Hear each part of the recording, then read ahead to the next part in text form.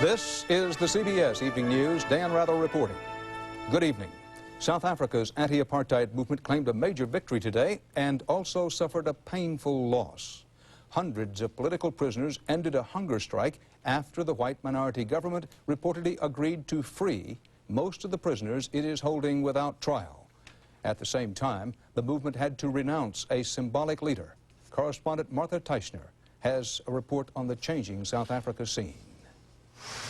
Hiding from the press all day, a besieged Winnie Mandela finally left her office shielded by her football team bodyguards. It is her involvement in their activities that today forced leaders of South Africa's anti-apartheid movement to repudiate the woman they themselves once called the mother of the nation. We have been outraged by the reign of terror that the team has been associated with. Mrs. Mandela and her football team are now under investigation in at least 3 murder cases. It was the killing of Stompie Moketsi that finally brought about her condemnation. The 14-year-old activist was reportedly last seen being carried away from the Mandela house by members of the football team, savagely beaten. Had Stompie not been abducted by Mrs. Mandela's football team, he would have been alive today. Today, major players in South Africa's black community effectively wrote Winnie Mandela's political obituary. Dragged a great name unnecessarily in the mud, and we could not afford it in our struggle.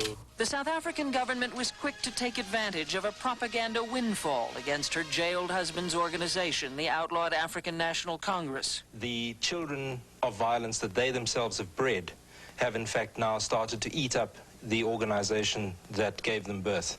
Weakened by its internal struggle, the anti-apartheid movement today was strengthened by what is widely regarded as a major victory against South Africa's policy of detention without trial.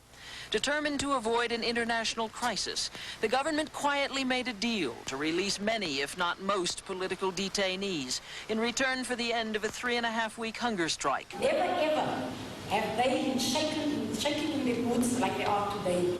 What should have been the anti-apartheid movement's finest hour was tempered by the downfall of its first lady. Today, both the government and the anti-apartheid movement lost something significant. Martha Teichner, CBS News, Johannesburg. President Bush today promised to keep U.S. military aid flowing to rebels who are close to final victory in Afghanistan. He also said he was not giving up on the Nicaraguan rebels, the Contras, who are close to final defeat in Central America. Foreign Affairs led the agenda today as President Bush held a wide-ranging interview with reporters in the Oval Office. CBS News White House correspondent Lesley Stahl has our report. President Bush announced that the U.S. will continue to supply rebel forces in Afghanistan with military aid. The administration charges that the withdrawing Soviet army flew in massive amounts of ammunition and other weapons at the last minute for use by the communist Kabul government. It would not be fair to have a tremendous amount of lethal supplies left behind and then cut off support for resistance.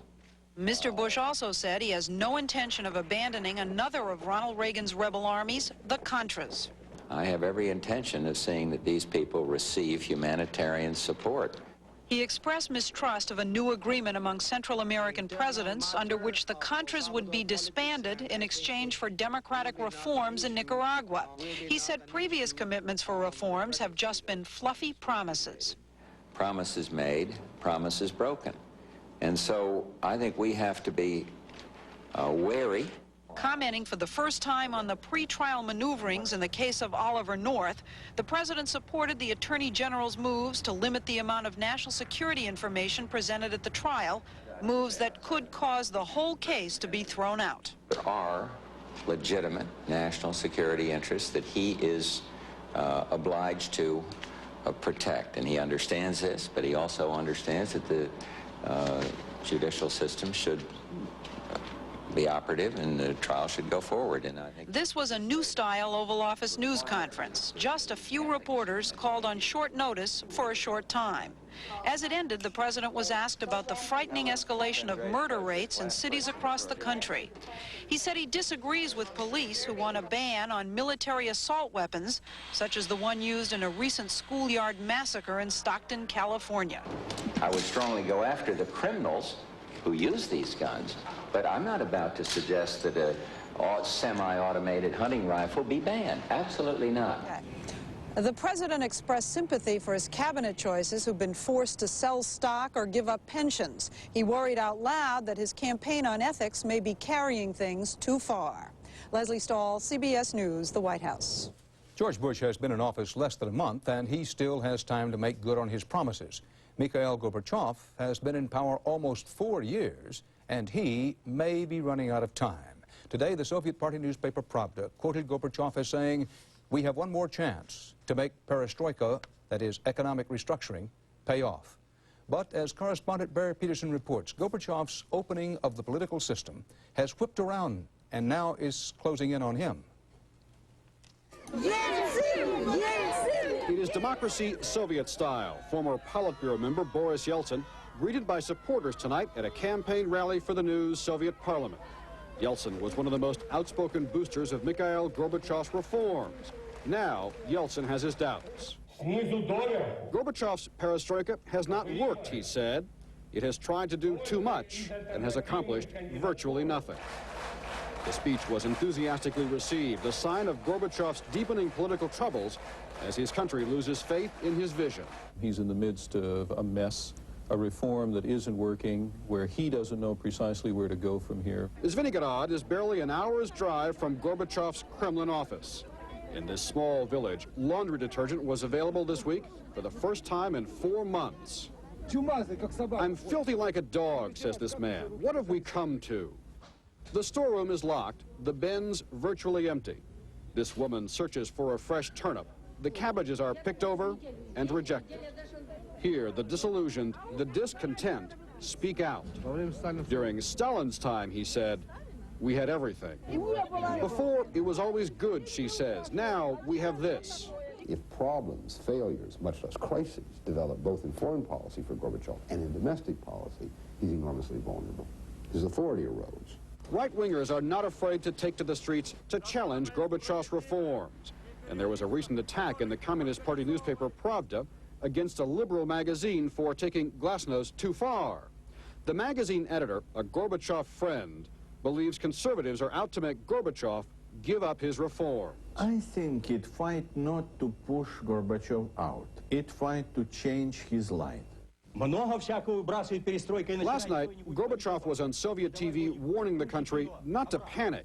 "No," he said to his growing legion of opponents, "we cannot stop even if we want to. We must go forward." And as of yet, there is no political leader publicly challenging Gorbachev. But as his support erodes, the debate grows. Is Gorbachev's hold on power, and with it his chance to improve life here, slipping away? Barry Peterson, CBS News, Moscow. And still to come on the CBS Evening News, Tom Fenton on new bomb threats because of the book Islam Wants Banned. And Doug Tennell on the threat that ivory poachers will wipe out the elephant.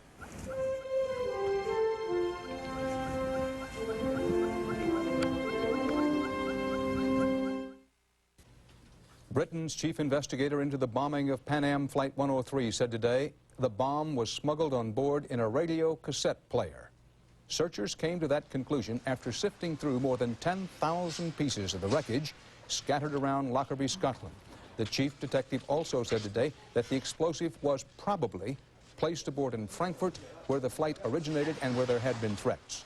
All 259 people aboard the Pan Am flight were killed when it exploded over Scotland December 21st. British Airlines tightened security today because of bomb threats stemming from the Ayatollah Khomeini's anger over the book, The Satanic Verses. Muslim fundamentalists worldwide are gunning for British author Salman Rushdie. They insist his novel defames their religion. Our chief European correspondent, Tom Fenton in London, begins our coverage.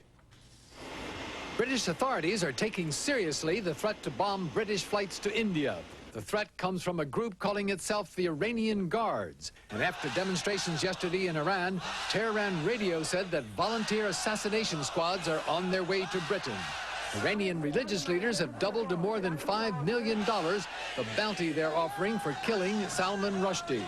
As the controversy over Rushdie's book escalated, The Foreign Office called in Iran's diplomatic representative in London to lodge a protest.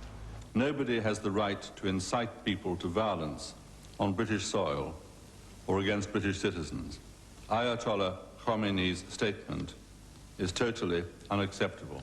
Khomeini's edict that Rushdie and his publishers must be killed for insulting the Prophet Muhammad threatens to torpedo Iran's efforts to improve relations with the West. He's losing contact with reality. He's 86, and recently they hardly ever broadcast his voice on Tehran radio. He's becoming something of an embarrassment to them. Even if some Iranian government officials are reluctant, there's a network of Iranian hit squads in Europe ready to carry out Khomeini's orders. In 1987, an underground cell bombed the car of a leading Iranian dissident in London. Another hit squad here bombed a store distributing anti-Khomeini videos. Tonight, Rushdie and his American wife are in hiding, presumably somewhere here in Britain. Both are under armed police guard. Experts say they may need protection for the rest of their lives. Tom Fenton, CBS News, London. In the United States, the book is selling out. Viking Press's first printing of 50,000 copies gone. But while in the short run, death threats might be good for the book business, those threats have sent a chill through and raised the hackles of authors who fear the fact that a writer may be killed for what he's written. Already the fear is growing. There are writers who are not willing to come out and support Salman Rushdie because they're afraid they might be targeted too. It's extremely scary to find that writers are now potentially on the block, so to speak. It's thoroughly frightening. Most of the 4 million Muslims who live in this country have not read the book, but they are outraged at what they believe to be the blasphemy against the Prophet Muhammad. This is not an intellectual exercise. It is purely scandalizing the holy names, scandalizing a personage who is central to a faith. From London, a Muslim author and friend of Rushdie's paints a bleak picture. Salman may be safe for the next week, he may be safe for the next 3 months, but this threat will hang over his life for the rest of his life. Muslims are extremely dangerous people when the Prophet has been insulted. I'm very worried for his safety, and I'm very worried for what this kind of intimidation means for the future of literature. Authors who are used to speaking through their works are now leaving their typewriters, taking a stand to protect what is yet to be written. Betsy, CBS News, New York. Possible new trouble tonight for the John Tower for Defense nomination. More but non-specific inferences about Tower's private conduct are now coming from Kenneth Edelman. He's the man who coordinated President Reagan's U.S. arms control policy while Tower was negotiating with the Soviets in Geneva. Edelman said today that Tower's, quote, lack of discretion proved troublesome, unquote. He gave no specifics, but did say Tower's job performance was not directly affected.